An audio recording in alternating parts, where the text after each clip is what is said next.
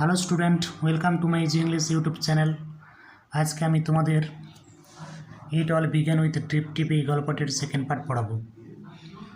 আগের দিন তোমাদের বলেছিলাম যে ভোলেনাথ রাতের অন্ধকারে তার গাধাকে খুঁজতে বেরিয়েছিল এবং বৃদ্ধার ঠিক বাড়ির দেওয়ালের পাশে একটা প্রাণীকে গুটিসুটি মেরে বসে থাকতে দেখেছিল।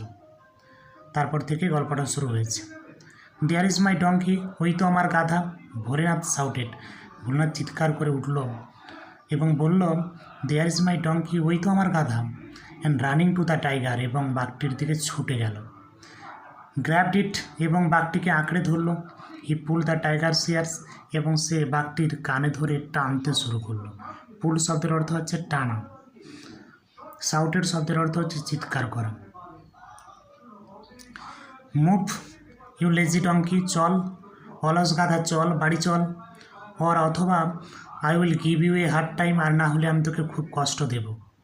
হার্ড টাইম শব্দের অর্থ হচ্ছে কঠিন সময়। I will give you a hard time, আর না হলে আমি তোকে খুব কষ্ট দেব। The tiger was really frightened, বাঘটা সত্যি খুব ভয় পেয়ে গিয়েছিল। This must be the terrible drip tip, he thought, সে ভাবলো এটা নিশ্চিতভাবে সেই ভয়ঙ্কর ড্রিপ টিপ। ফ্রাইটেন শব্দের অর্থ হচ্ছে ভয় পেয়ে যাওয়া। রিয়েলি শব্দের অর্থ হচ্ছে সত্যি। এখানে রিয়েলিকে অ্যাডভার্ব হিসেবে ব্যবহার করা হয়েছে। Bholenath drag the tiger home, Bholenath বাঘটাকে বাড়িতে নিয়ে গেল টানতে টানতে। And kept him tight by a sturdy rope to a tree, এবং একটা শক্ত দড়ি দিয়ে একটা গাছের সাথে বেঁধে দিল। নিয়ার হিজ হার্ট, তার বাড়ির সামনে। অর্থাৎ ভোলেনাথের বাড়ির সামনে একটা গাছ ছিল, সেই গাছে একটা শক্ত দড়ি দিয়ে বাঘটাকে বেঁধে ফেলল। ইন দ্য মর্নিং, সকালবেলা, ভোলেনাথ ওয়াইফস ডিসকভার্ড, ভোলেনাথের স্ত্রী লক্ষ্য করল, the tiger tied to the tree, বাঘটা গাছের সাথে বাঁধা রয়েছে। এবং স্ক্রিমড ইন ফিয়ার, এবং ভয়ে চিৎকার করে উঠল। হিয়ারিং হার, তার সেই চিৎকার শুনে, the neighbours came running out of their heart, প্রতিবেশীরা তাদের বাড়ি থেকে বাইরে বেরিয়ে এলো। হার্ট শব্দের অর্থ হচ্ছে কুঁড়ে ঘর, নেইবার শব্দের অর্থ হলো প্রতিবেশী। ভোলেনাথ ওয়াজ স্লিপিং, ভোলেনাথ তো ঘুমোচ্ছিল। হি কেম আউট টু, সেও বাইরে বেরিয়ে এলো। চিৎকার চেঁচামেচি শুনে সেও বাইরে বেরিয়ে এলো। সে রুমের মধ্যে ঘুমাচ্ছিল, বাইরে অনেক চিৎকার চেঁচামেচি শুনে সেও বাইরে বেরিয়ে এলো। The people were all mystified, সব লোকজন হতবাক হয়ে গেল। Who tied this tiger to the tree, কে এই বাঘটাকে গাছের সাথে বেঁধে দিয়েছে?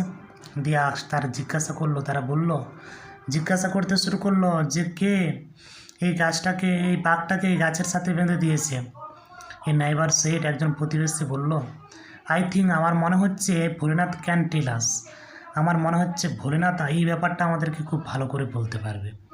আই স হিম, আমি তাকে দেখেছিলাম last night dragging an animal through the storm, ঝড় বৃষ্টির মধ্যে আমি গত রাত্রে তাকে দেখেছিলাম একটা প্রাণীকে সে টানতে টানতে নিয়ে আসছিল। স্টর্ম শব্দের অর্থ হচ্ছে ঝড়, ড্র্যাগিং মানে টানা, অ্যানিম্যাল শব্দের অর্থ হচ্ছে প্রাণী, লাস্ট নাইট শব্দের অর্থ হলো গত রাত্রে। ভোলেনাথ ওয়াজ টু ফ্রাইটেন্ড, ভোলেনাথ সত্যি খুব ভয় পেয়ে গিয়েছিল। টু অ্যাডমিট হিজ মিস্টেক, তার এই ভুলটাকে স্বীকার করার ব্যাপারে ভোলেনাথ সত্যি খুব ভয় পেয়ে গিয়েছিল।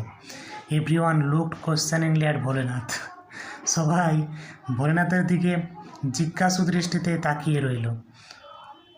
এভরিওয়ান বলতে গ্রামের সবাই। লুকড কোশ্চেনিংলি অ্যাট ভোলেনাথ, ভোলেনাথের দিকে একটা জিজ্ঞাসু দৃষ্টিতে তাকিয়ে রইল। ইন দ্য মিন টাইম, ইতিমধ্যে the tiger disturbed and confused by all the people, প্রতিবেশীদের দ্বারা সেই বাঘটা ইতিমধ্যেই খুব ডিস্টার্বড এবং হতভম্ব হয়ে গিয়েছিল।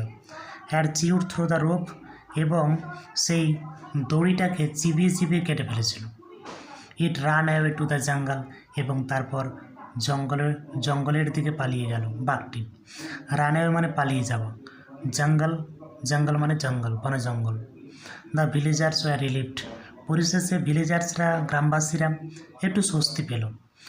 Bholenath now saw an opportunity to brag, এখন ভোলেনাথ একটা সুযোগ পেয়ে গেল নিজের সম্পর্কে বড়াই করার। ব্র্যাগ শব্দের অর্থ হচ্ছে বড়াই করা। অপরচুনিটি শব্দের অর্থ হচ্ছে সুযোগ।